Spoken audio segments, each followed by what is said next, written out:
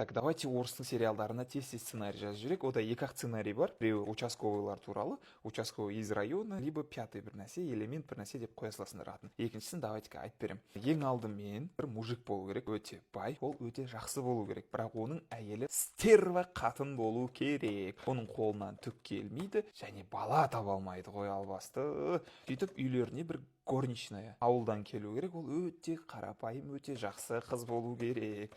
Сөйтіп ол қызға бала туып бер деп сұрау керек.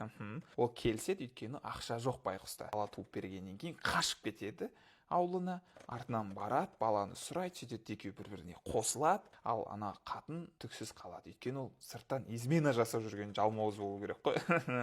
Жақсы. Так, атын қалай қоямыз? По зову сердца ма, бір любовь без причины ма, в общем, сондай бір нәрсе деп қоя саласыңдар. Болды. Басқа ештеңе керек емес, қызық та емес қой, өзім де көрмеймін сол сериалды, жазып беремін бірақ.